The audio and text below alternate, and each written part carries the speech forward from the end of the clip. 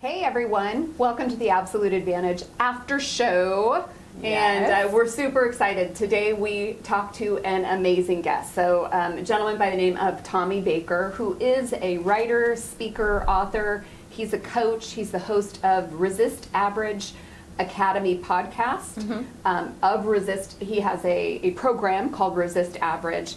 And it was just such a powerful conversation, loaded with tons of really great tactics and strategies for high performance. And so it was just so much fun. There's so much, like, we don't even know where to start. Totally. So we're going to try to cover a few points. So this could go, an hour long, like the podcast was approaching. So Totally. But what were some things that come top of mind for you that were just really impactful? Yeah, well, I mean, first of all, let me just start by his energy, and just his vibe. Like, he has just got this way about him and his communication style, and so insightful. And he just looked, we talked about it before, he looks like such a baby, and not like, I mean, that's the best compliment. Yes. He's so young. I wish somebody would say I look like Right. a really old baby. I know, the old wrinkly baby. It's Benjamin Button over here. Anyway, Totally. sorry, I didn't mean to get us off track. But he's packed so much into his entrepreneurial journey to this point. He talked about it being, he just passed his 10-year anniversary. And so anyway, I was just kind of blown away by where he is today in that short journey. And to your point, I mean, there's just so much to talk about. I have 3 pages of notes here. So where to start? Let's see here.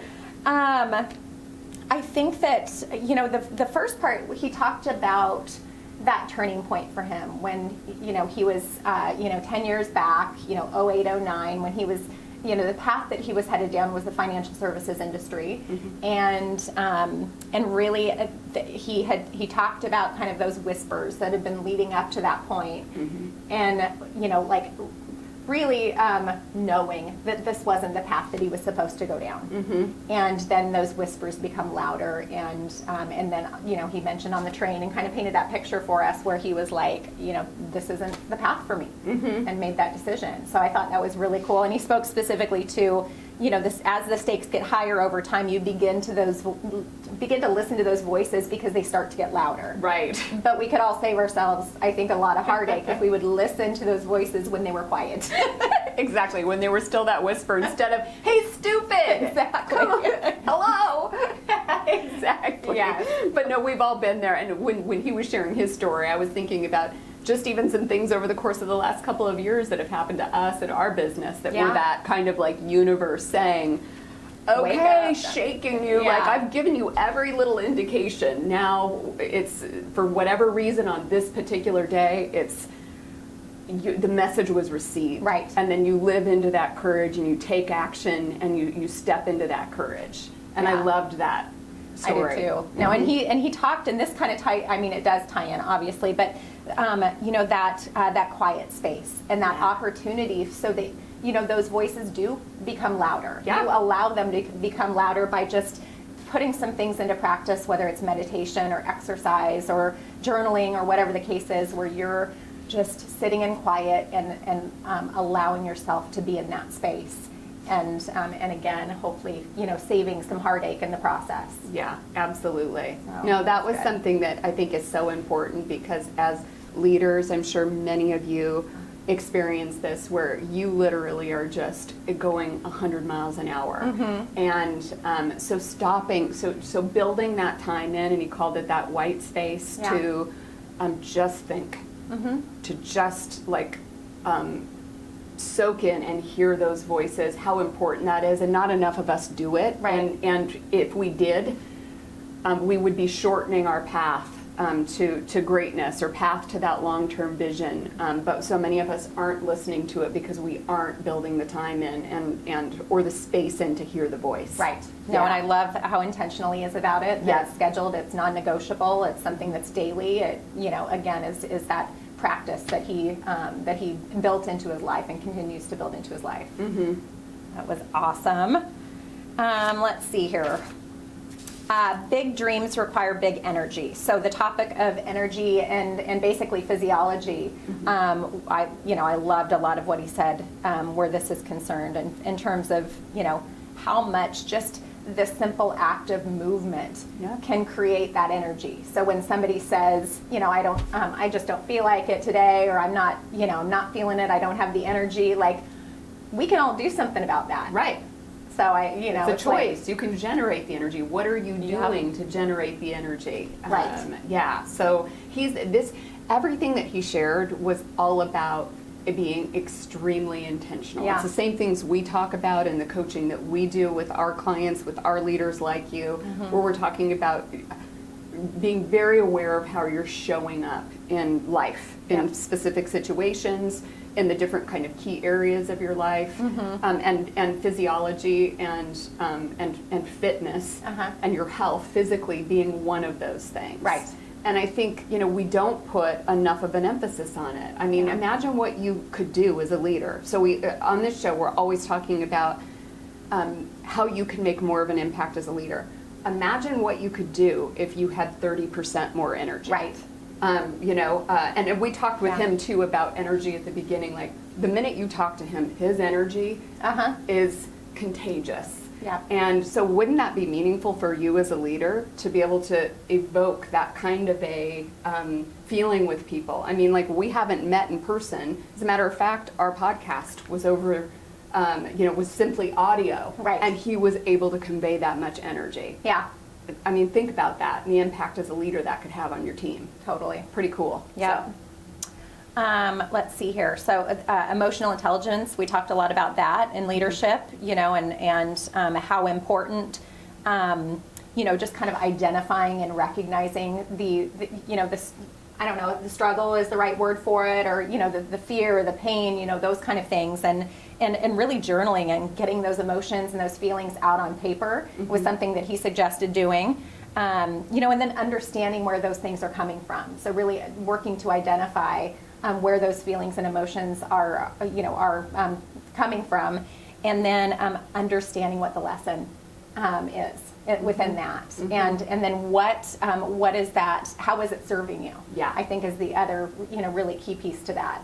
So I loved, how is it serving you? So how am I stronger because of that?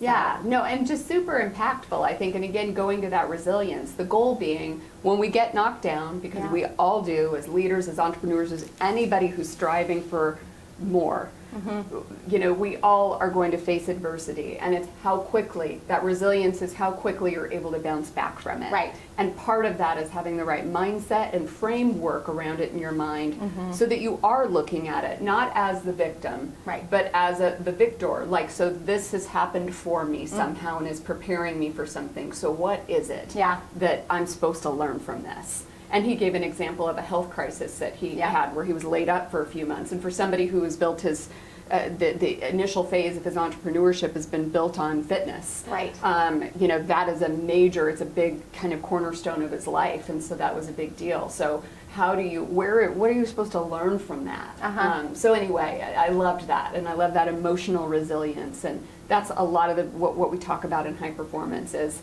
that ability to bounce back more quickly. Maybe something that you'd be really upset about for a week, now maybe you're upset about for an hour. Yeah. Because you've worked through that process, but it goes back to what we talked about earlier, which is creating the space to go through that process of thinking about it that way. Absolutely. The quote that he shared from his mentor Lisa. Yeah. Did you have that? I don't have it written down. Oh, I've got it. No, it's buried here in my. You want to make. Okay. So let's frame this though, because so the quote is, "You want to make me extraordinary because it lets you off the hook." Yes. And so you had led into this kind of topic with, and I'm trying to remember exactly if it was a specific question. No, that surfaced it was framing it around the fact that oftentimes, we're in this mode now, especially with social media, and where we're talking about this idea of fear. That you see these people at the top of their game, performing at the top of their game. These, maybe speakers, maybe athletes, and we just see the end result. We see them performing and we see them killing it. And we don't see all of the work that it took to get there. All of the fear that they pushed through, scared to death, but they did it anyway. Yeah. And even to this day, I mean, you talk to some of the most successful people, and they still have terrible stage fright when they go onto the stage until they're on the stage, and then it goes away. Totally. But that the courage, he talked about courage being that it's not that you're not afraid or there isn't fear or there's not anxiety around it. It's that you move forward into that and through that fear regardless of whether you're scared. Yep. And so we talked about social media and what social media does, where you see the snapshot, you see the success, but you don't see the journey. You maybe just see a moment on Instagram that looks like a really, but you don't see all of the things that led up to that. So that's where this came into, in terms of framing this particular quote from Lisa Nichols. Yeah, so again, you want to make me extraordinary because it lets you off the hook. Yeah. So that was like, wow. Yeah, totally. Yeah. Yeah, super powerful. And so I think as to all of you who are listening, understanding that I loved the whole conversation we had around courage, because I think oftentimes we think that means you're fearless. Right. You know, and that isn't the case at all. It just means that you're moving forward and through it regardless of being afraid or being uncertain or having anxiety around a situation. You do it anyway, even though you're uncertain of the outcome. Absolutely. So anyway. Yes. Yeah. So there is so much here. You need to listen to the full episode, because we would be here a lot longer if we kept going through all these awesome notes and pearls of wisdom that he shared with us today. So yes, and he has got so one of the things that is dropping right now for him is this book called The Leap of Your Life. He also has this academy, so Resist Average Academy. So we'll make sure all of that goes in the show notes. Yeah. You know, also this whole topic of high performance, that's something we do at Absolute Advantage Leadership, you know, as well. So, you know, we'd love, you know, we've got a lot going on, a lot coming up here in the future. Yep. So if you're interested in, you know, working with us and hearing more from us, we have a download, The 6 Secrets of the Highest Performing Leaders. Yep. So, and you can do the download, and then actually we have a webinar that does a deeper dive. It's a training. It's about 45 minutes long on the 6 Secrets of the Highest Performing Leaders. So we have that available to you too. So at our website, absoluteadvantageleadership.com. So yeah, come check us out, and we'd love to connect with you. You can also find us on social media on Instagram and Facebook as well. Yay! So we'll see you next time.